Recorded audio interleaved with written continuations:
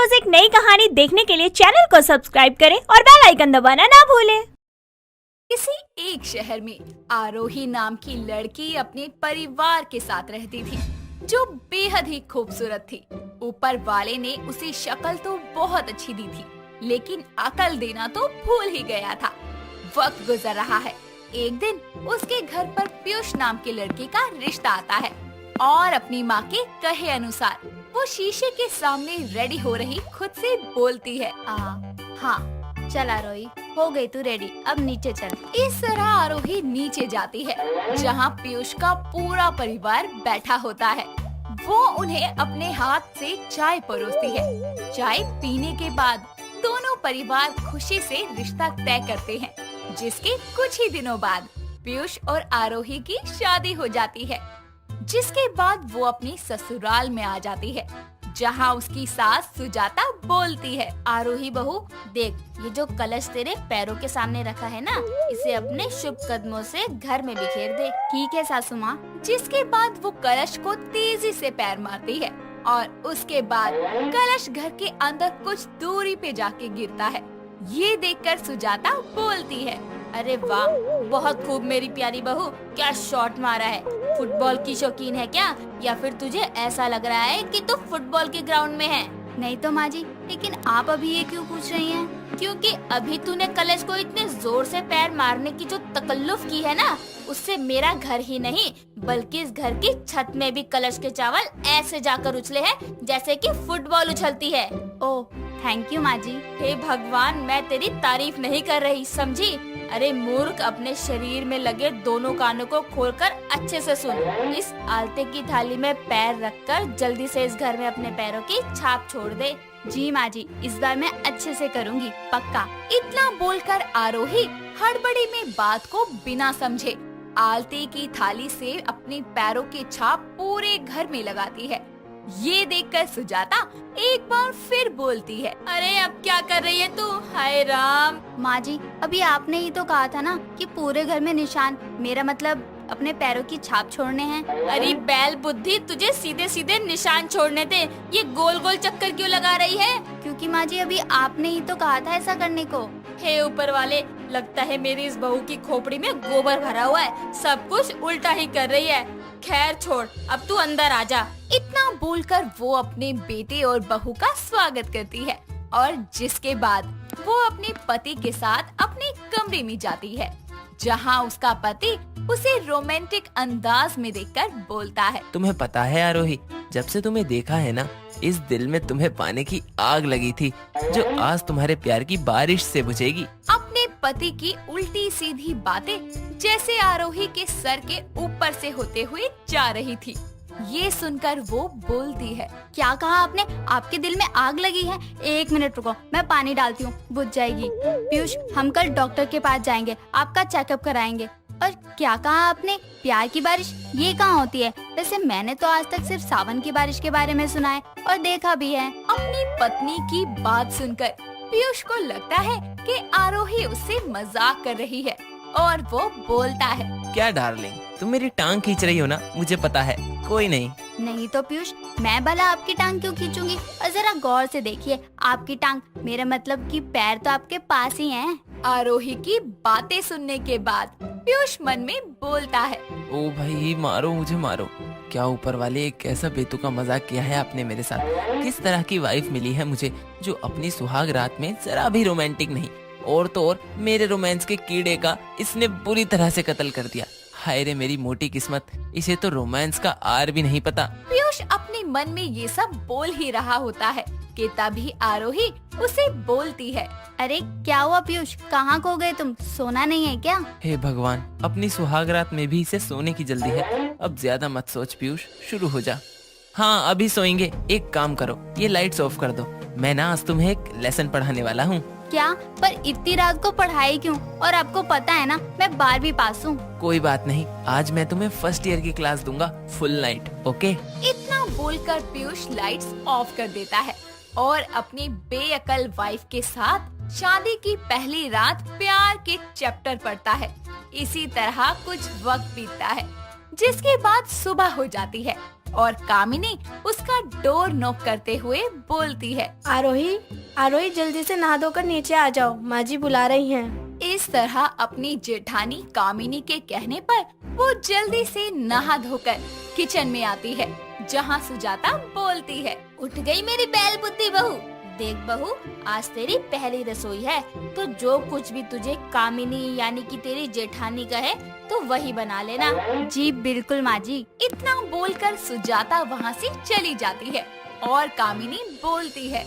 आरोही, आज तू छोले चावल बना ले और मीठे में खीर बना ले, मैं तेरी थोड़ी मदद कर देती हूँ। इस तरह दोनों देवरानी जेठानी मिलकर किचन में एक साथ काम करने लगती है और जिसके थोड़ी ही देर बाद आरोही बनाया हुआ खाना लेकर अपनी सास को टेबल पर परोसती है और खाना खाने के बाद वो तारीफ करते हुए बोलती है। अरे वाह, ये खाना खाकर तो लग ही नहीं रहा कि ये मेरी बैल बुद्धि बहू ने बनाया है।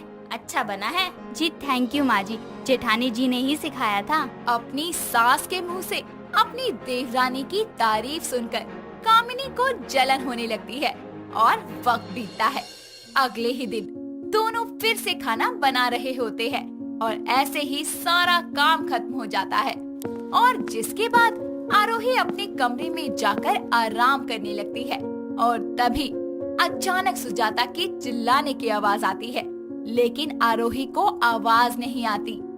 ये देखकर कामिनी उसके कमरे में आकर बोलती है। क्यों रे मूर्ख औरत, कब से सासू माँ तुझे गला फाड़कर आवाज लगा रही हैं? तुझे आवाज नहीं आ रही क्या उनकी बिल्कुल भी?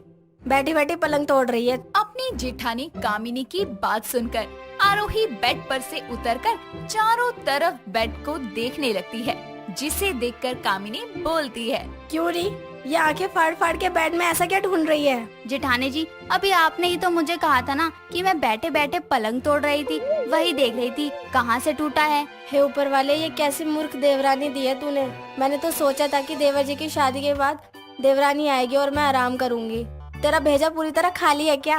अपनी जेठानी की बात सुनकर और बेड में कहीं से भी टूटा ना देखकर आरोही को गुस्सा आ जाता है और वो अपनी जेठानी को एक जोरदार चांटा लगाकर बोलती है। क्यों जेठानी जी, आपने झूठ बोला मुझे, मेरा बेड तो कहीं से भी नहीं टूटा। फिर आप क्यों मुझे बोल रही थी कि मैं बैठकर पलंग तोड़ रही हूँ? इस तरह दोनों की बहस की आवाज सुनकर सुजाता वहाँ आती है और बोलती है। अरे कैसा हल्ला मचा रखा है यहाँ? माँ, जिस मूर्ख औरत ने मुझे थप्पड़ मारा वो भी सिर्फ इसलिए कि मैंने इसे ये बोला कि ये बैठी बैठी पलंग तोड़ रही है। माँ जी, क्या ये छोटी बात है? आप ही बताइए। आज ये कह रही थी मैंने पलंग तोड़ा और इनके कहने पर जब मैंने बेड के चारों तरफ देखा तो कहीं से कुछ भी नहीं टूटा था। आप ही बताइए, झूठ बोलना क्या अच्छी बात है? मेरी माँ कहती है हमें झूठ नहीं बोलना चाहिए। वारे मेरी सत्यवान बहू, आज अपनी जेठानी को चाटा मारकर तूने बहुत ही नेक काम किया है। तेरी माँ के ऊंचे संस्कार तो मैं बहुत अच्छे से देख रही हूँ। कैसी मूर्ख बहू आई है मेरे घर में। माँ जी, मुझे तो ऐसा लग रहा है कि ऊपर वाले ने इसे बनाते वक्त इसके सर में भेजा डालना ही भूल गए।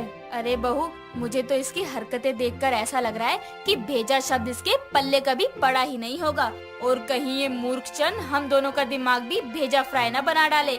इसलिए अब तो इस सरफरी के मुंह मत लगियो। नहीं नहीं माँ जी, इस मूर्ख देवरानी के एक चाटा खाकर ऐसा लग रहा था कि भूकंप आ गया है। अब मैं इसके मुंह नहीं लगूंगी। इतना बोलकर दोनों सास बहुएं वहाँ से चली जाती है और ऐसे ही वक्त बीतता है। आरोही घर के काम धंधे अपनी जेठानी से भली भांति सीख जाती है, जिसे देखकर एक दिन उसकी सास बोलती है। कामिनी बहू, अब आरोही बहू को देखकर तुझे ऐसा लग रहा है कि उसमें धीरे धीरे अक्कल आ गई है और अब तो वो खाना भी अच्छा बनाने लगी है। हाँ माँ जी, और ये तो अच्छा ही हुआ कि मेरी मूर्ख देवरानी अब समझदार हो रही है। चलिए माँ जी, अब हम टीवी देखते हैं। कामिनी ये बोल ही रही होती है कि तभी वहाँ आरोही आती है और उसे देखकर कामिनी बोलती है। आरोही, सुनना जरा, वो टीवी खोल दियो प्लीज। अपनी जेठानी की बात सुनकर आरोही बोलती है। ये जेठानी जी का दिमाग तो खराब नहीं हो गया? ये टीवी खोलने को कह रही, कहीं टीवी खराब तो नहीं हो गया? इतना बोलकर कमअकल आरोही टीवी के पास जाकर उसे दोनों हाथों में पकड़कर दीवार से खोलने की कोशिश करती है और ये देखकर कामिनी बोलती है। अरे मेरी प्यारी देवरानी, अब ये क्या कर रही है? टीवी खोलने में कितना वक्त लगेगा? अरे वही तो कर रही हूँ, अब ये दीवार से खुले तब तो। अरे दीवार से क्यों खोलना है, चला दे बस। लेकिन सासू माँ, अभी जेठानी जी ने तो खोलने को कहा था।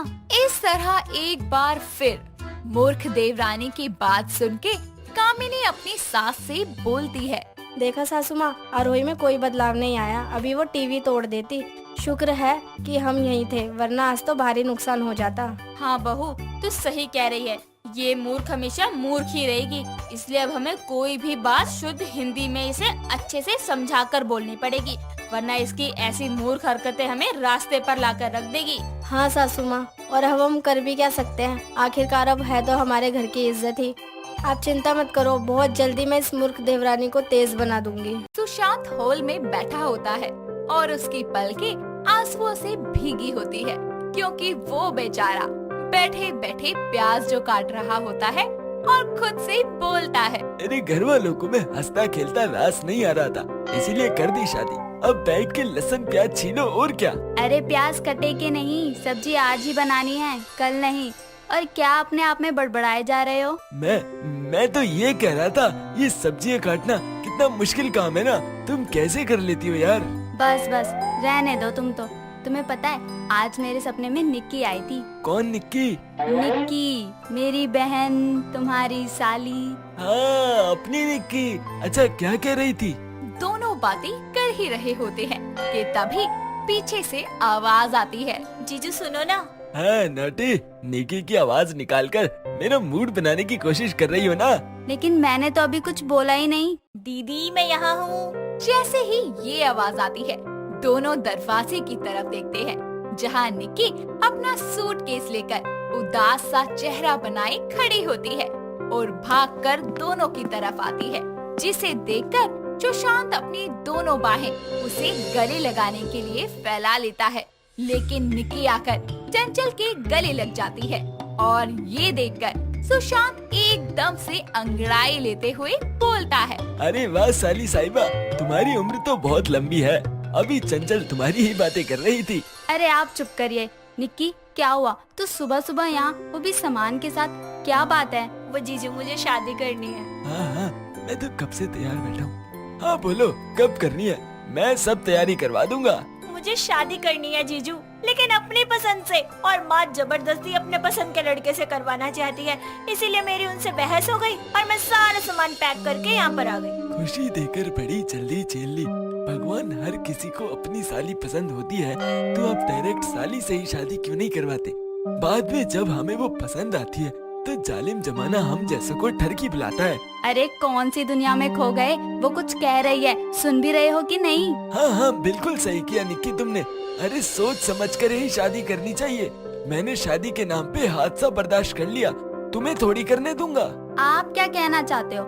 मुझसे शादी आपकी जिंदगी का हादसा है? अरे पगली, निक्की तुम्हारी बहन बिना हर बात दिल पे ले लेती है। अरे निक्की आई है, नाश्ता वाश्ता कराओ, बेचारी भूखी होगी। जिसके बाद चंचल निक्की को लेकर अपने कमरे में चली जाती है और ऐसे ही समय बीतता है और एक दिन तीनों मिलकर सुशांत चंचल की शादी की एल्बम देख रहे होते हैं। तभी वहाँ सुशांत का दोस्त कार्तिक आता है और बोलता है। ओ कमीने, तू अपना फोन किस कोने में फेंक कर रखता है? कितनी बार कॉल कर लिया मैंने। अरे कार्तिक, इतने दिनों बाद आए हो और आते ही गुस्सा। गुस्सा ना करूं तो क्या करूं? भाभी जब भी कॉल करता हूं मजा ले कि ये उठा ले। मैं तो कहता हूं इसको फोन की जगह एक कबूतर लाके दे दो, कम से कम 2 दिन में इसकी खबर तो मिलती रहेगी। अरे मेरी औलाद शांत हो जा, आसपास देख भी लिया कर, आधे ही गालियाँ बकनी चालू कर देता है। मेरी साली आई हुई है, उसके सामने तो दोस्त की इज्जत रख ले। उसके इतना कहते ही कार्तिक की नजर निक्की पर पड़ती है और वो उसे एकटक देखते ही रह जाता है और निक्की भी उसे प्यार से देखने लगती है। तभी चंचल निक्की के कंधे पर हाथ रखकर बोलती है। निक्की, निक्की किचन में चलें? कुछ खाने को लाते हैं इनके लिए। हाँ चलिए ना। इतना कहकर वो उसे देखते हुए किचन की ओर चली जाती है, जिसके बाद सुशांत उसे बोलता है। बस कर, कितना घूरेगा, तेरी भाभी की बहन है। भाभी की बहन है तभी तो घूर रहा हूँ। साले तेरी साली है, वो भी कुंवारी। तूने कभी बताया क्यों नहीं? तूने तो घर बसा लिया, मुझे भी तो शादी का लड्डू खाने दे। अबे ओ सड़क छाप मजनू, निकी को लव मैरिज करनी है और तूने अपनी शक्ल देखी है? जुगाड़ वाली शादी होती है ना, उसके लायक भी नहीं है तू। अबे यानी तूने अभी तक पहचाना नहीं है मुझे? अबे लड़कियां मरती हैं तेरे भाई पर। हाँ तो खुद सोचना, सुअर जैसा इंसान देखकर कोई जिंदा भी कैसे रह सकता है। अब तू जो बोल, मैंने तो सोच लिया है, तेरा साड़ू बन के रिदम लूंगा। जिसके बाद निकी और चंचल चाय पकोड़े लेकर आते हैं और चारों मिलकर बातें करने लगते हैं। और उसके बाद उसी शाम को निकी के पास एक अननोन नंबर से कॉल आता है और वो कॉल रिसीव करके बोलती है, हेलो, कौन? वही जिसे आज चाय पीते समय प्यार से निहार रही थी आप। ओ आप जीजा जी के दोस्त कार्तिक बोल रहे हैं। वैसे आपको मेरा नंबर कहाँ से मिल गया? क्या बात है, पहली मुलाकात में नाम भी याद हो गया। और हो भी क्यों ना, मैं कोई भूलने वाली चीज हूँ क्या? वो भाभी ने अपने इस देवर की अर्जी पर आपका नंबर सेंड कर दिया, बस। इतना कहकर वो हंसने लगती है और सारी रात दोनों खूब बातें करते हैं। ऐसे ही समय बीतता है और दोनों फोन पर बातें करते करते एक दूसरे से मिलने भी लगते हैं, जिससे वो दोनों एक दूसरे के प्यार में पड़ जाते हैं। और कुछ ही समय बाद निकी और कार्तिक सुशांत चंचल को अपनी रिलेशनशिप के बारे में बता देती हैं, जिस पर चंचल बोलती है, तो आखिर तुझे प्यार हो ही गया। और कार्तिक तुम तो बड़े तेज निकले, मेरी निक्की पर अपना जादू चला ही दिया। क्यों बे लुटेरे, दोस्त के घर में डाका, अपनी बर्बादी की बड़ी जल्दी पड़ी है। हाँ तो तूने तो कोई मदद नहीं की, तो मैंने ही सेल्फ हेल्प करके निक्की को इम्प्रेस कर लिया। सुशांत, वो सब तो ठीक है, लेकिन हमें माँ से भी निक्की की शादी की बात करनी होगी। वैसे भी वो निक्की से नाराज हैं। मैं उन्हें कल ही फोन कर सब बता दूंगी और यहाँ आने के लिए भी कह दूंगी। और जैसे ही निक्की के बारे में चंचल अपनी माँ सुजाता को कॉल पर बताती है, वैसे ही सुजाता बिना देर किए चंचल के घर आती है और वो चारों मिलकर उसे समझाते हैं। सबकी बातें सुनने के बाद सुजाता बोलती है, आखिर इस जिद्दी लड़की को अपने ही मन की करनी होती है। और दामाद जी, चंचल तो निक्की की बातों में आ गई, लेकिन आप तो समझदारी से काम लेते, लेकिन नहीं, आपने भी इनकी हाँ में हाँ मिला दी। तो ठीक है, अब आपको ही निक्की की शादी की सारी जिम्मेदारी उठानी होगी। मैं तो इन दोनों को आशीर्वाद देने आ जाऊंगी। अरे सासू माँ, ऐसा जुल्म मत करो, भला दोनों बहनों के बीच में क्या ही कर पाता। चंचल, तुम तो कुछ कहो। हाँ हाँ, कहती हो ना। ठीक है माँ, आपने शादी के लिए मंजूरी दे दी, वही बहुत है। और निक्की की शादी उसके माँ के आशीर्वाद से हो, इससे ज्यादा अच्छा और क्या होगा। आप चिंता मत करो, आपके दामाद जी सब संभाल लेंगे। अरे ओ पागल औरत, क्यों अपने पति को कंगाल करने पर तुली है? इससे अच्छा था कि ये चुप ही रहती।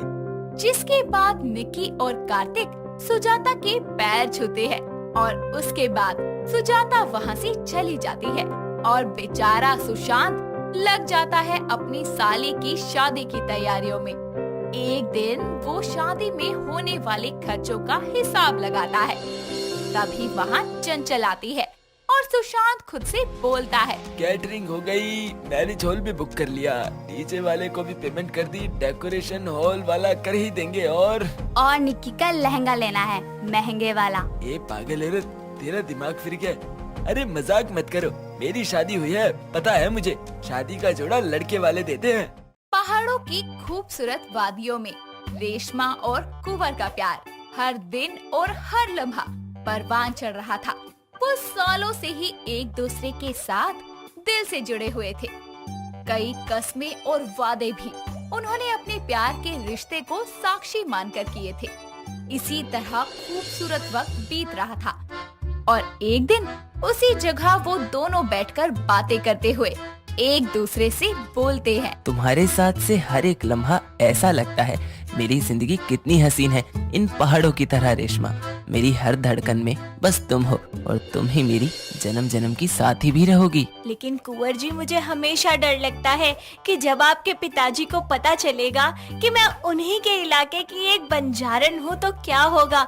मैं आपको खोना नहीं चाहती और आपके बिना जीना तो मेरे लिए नामुमकिन है।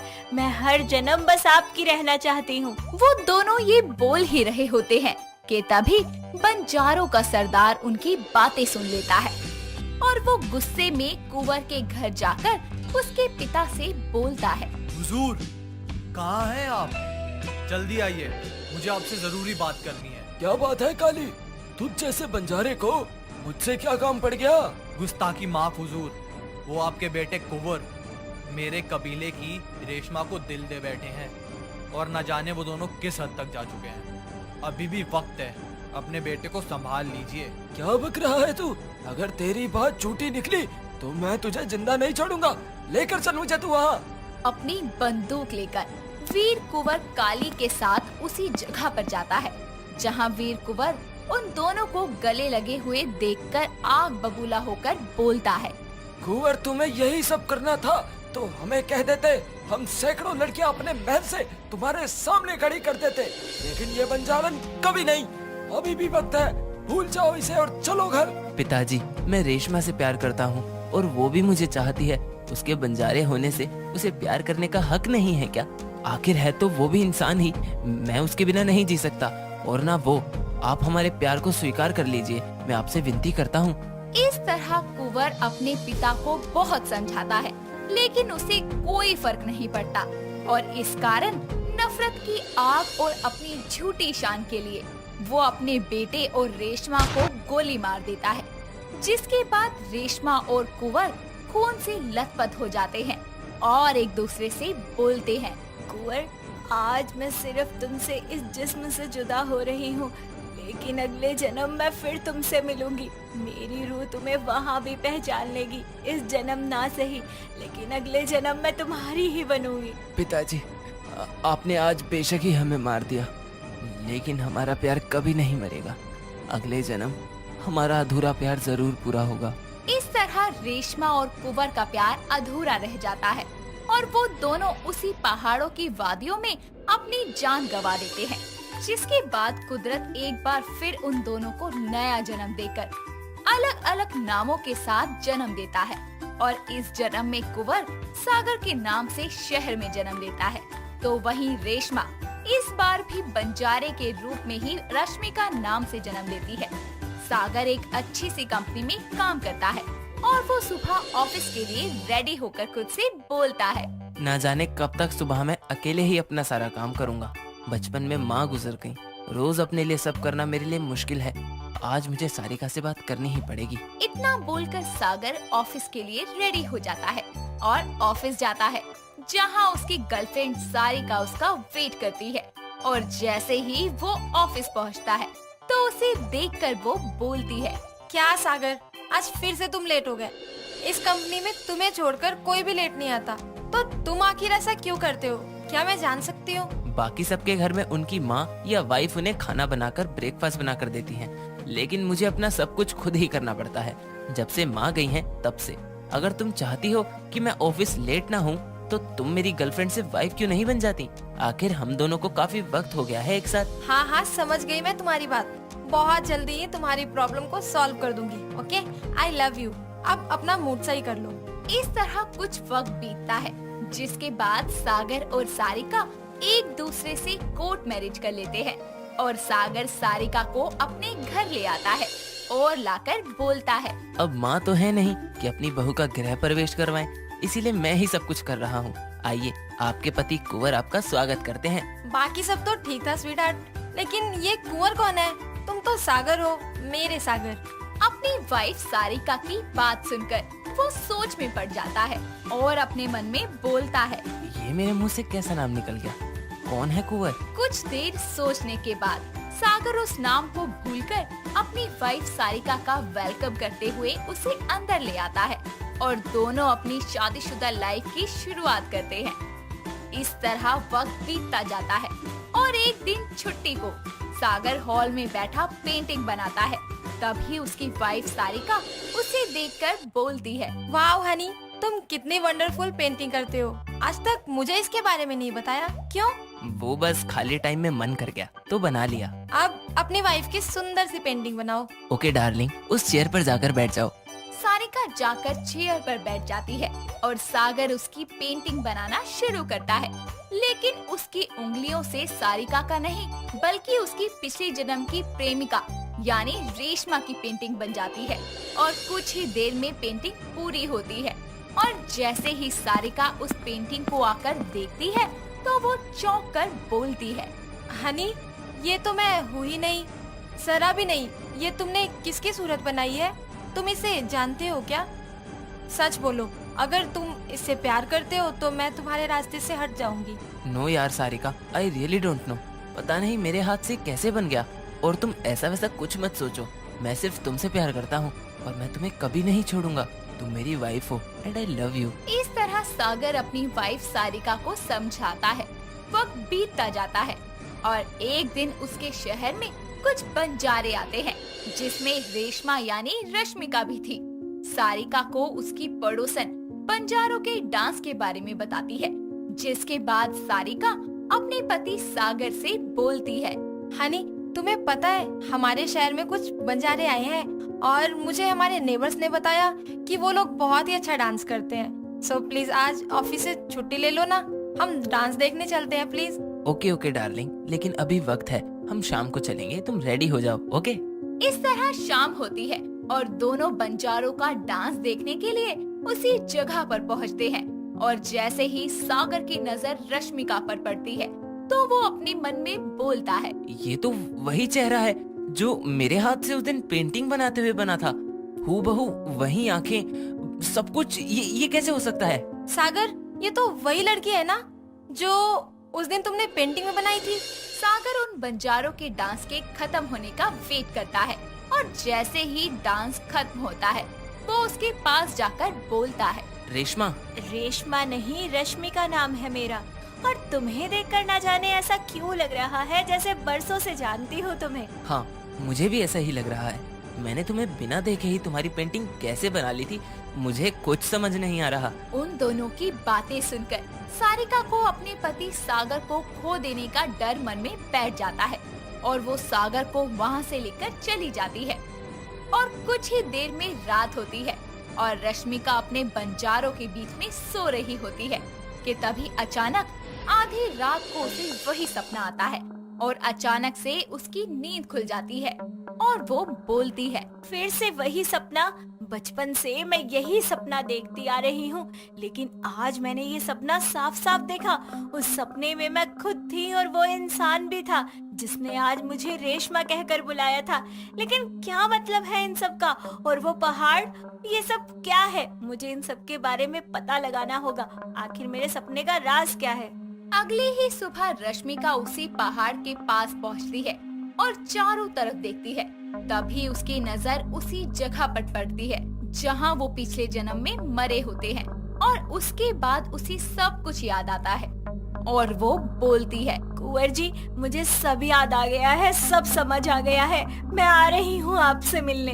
इतना बोलकर वो कुंवर यानी कि सागर का घर ढूंढते हुए वहाँ पहुँच जाती है और बोलती है, कुंवर जी, मुझे सब याद आ गया है कि पिछले जन्म में कैसे हमारा प्यार अधूरा रह गया था। कुंवर, ये तो वही नाम है जो एक बार मेरे मुंह से भी निकला था। याद कीजिए, मैं रेशमा, आपकी रेशमा।